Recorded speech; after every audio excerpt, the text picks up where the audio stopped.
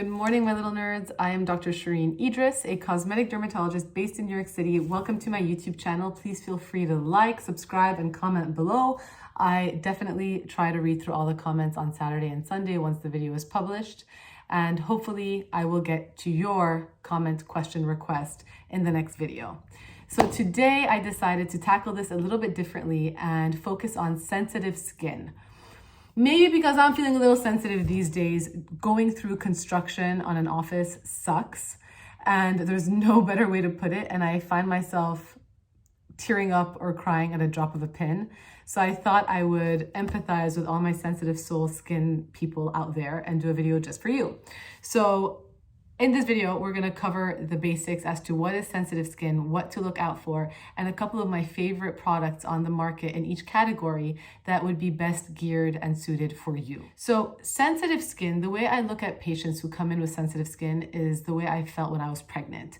Walking into a very fancy restaurant or a sushi restaurant where everything was there at my disposal, but I was not allowed to eat it. And I feel for people with sensitive skin because they probably walk into a Walmart, Ulta, Sephora, Target, and basically see all the skincare and feel very limited and trapped because they're too scared to approach any of them.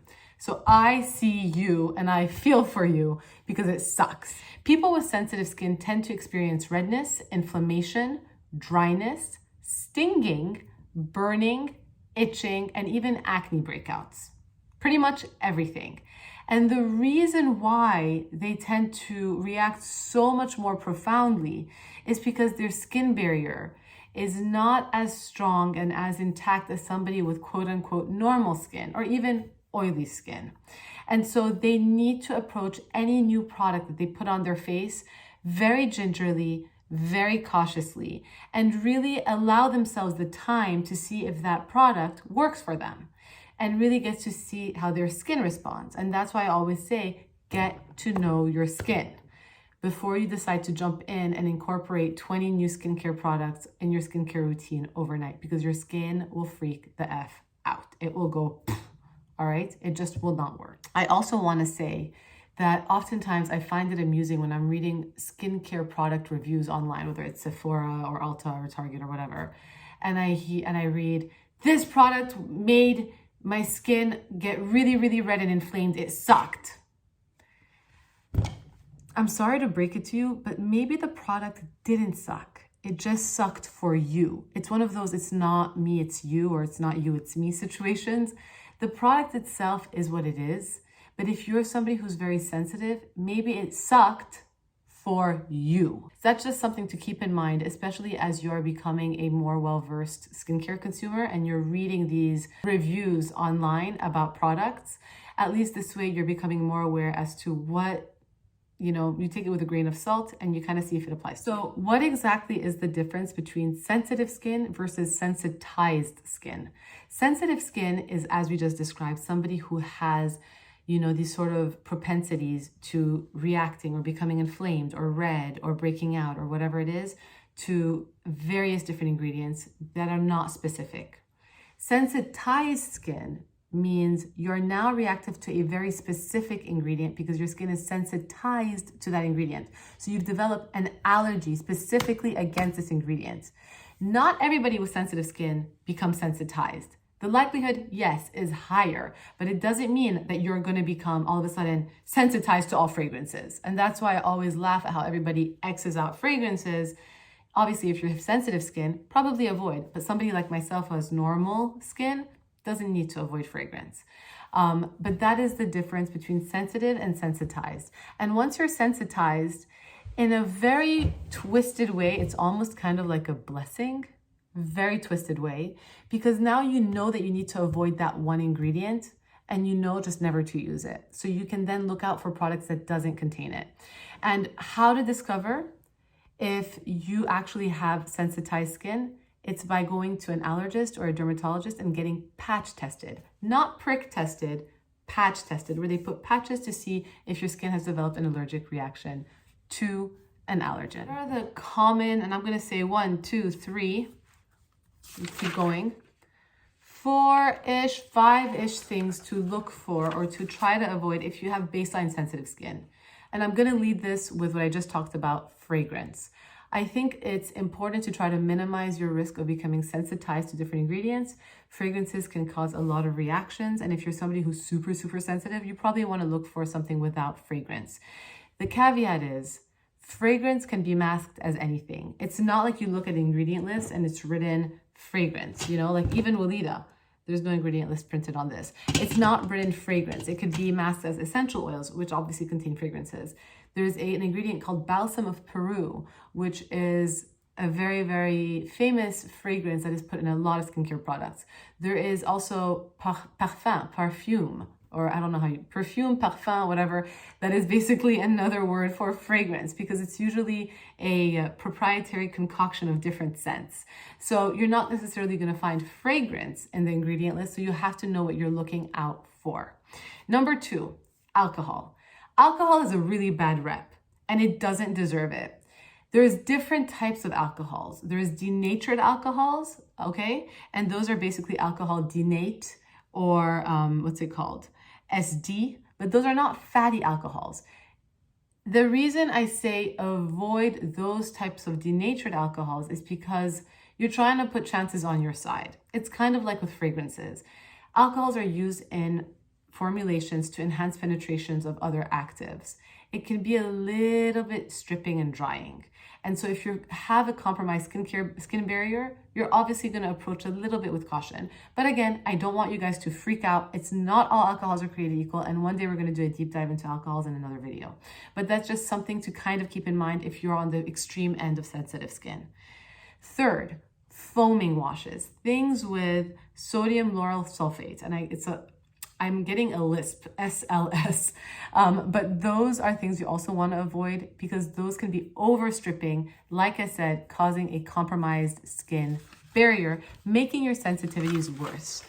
And finally, tingling agents. Any kind of cream that you see that says cooling sensation probably has menthol, peppermint in it, and those can be very, very, very reactive to your skin. You can kind of do a small test by looking at your toothpaste. If you're somebody who has super sensitive skin, when you brush your teeth with any kind of mint toothpaste, you can see if you're developing sort of reactions around your mouth.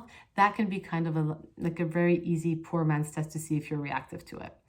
And last, if you are a super nerd and if you have the time to look into the pH of certain formulations, you want to avoid cleansers with very, very high pH because that can be overstripping. And again, compromise your skin barrier. So how do we know then which products you want to incorporate in our routine? I think it's pretty simple. Approach with caution. Test a small area in front of your ear out, or even right here underneath your ear. Do that every day for a week to see how your skin responds, because it's not necessarily going to respond with the first go around, and then see how you like the product. And if it works and you're okay, use it all over your face. But do that for at least 1 to 2 weeks before incorporating something new. It's tedious, it's time consuming, it's emotionally draining. I am not disagreeing with you, but your skin will thank you in the long run. All right. Now, claims. What are the claims we want to look for when we are trying to find products for sensitive skin? You want to see things that are formulated for sensitive skin, like this product right here. I can never do this, by Vanicream. All right. So number 2, you want to look for fragrance-free claims, not unscented. Unscented, like certain soap bars, actually has a chemical in there that masks the scent. So you don't look for unscented. It is not the same as fragrance-free. There are 2 separate claims. They are not the same. So you want to look for fragrance-free. A third little tidbit, if you see this label by the Eczema Association, it's probably something that's better suited for you as well. 4, you want to look for things that are hypoallergenic, sort of like your comforter for your bed. Think of it as comforter for your face. Hypoallergenic is always going to be better. And 5, anti-redness. Products cannot claim to calm inflammation. Otherwise, it'd be considered like drugs, and they'd have to have a drug claim on them. So a lot of skincare products over the counter use words like soothing, calming, redness reducing, anti-redness as code word for sensitive skin. So that's just something for you guys to think of and to look out for. And so you just need to make sure that you are really reading between those lines. Let's jump in quickly to some of my favorite roundups of products, starting with cleansers. I love this guy. I never, ever not bring Vanicream up. I think it is a great cleanser for sensitive skin. It is free of pretty much everything. Masking fragrance, like we talked about for unscented. Lanolin, which is a wool alcohol found in Aquaphor, not Vaseline. I don't care about the parabens, but parabens fine. Other preservatives, dyes, formaldehyde, etc. It is really, really gentle. Almost too gentle if you're somebody who wears heavy makeup. You're definitely going to need to load up on another step for a double cleanse because it's not going to be enough. Which leads me to this.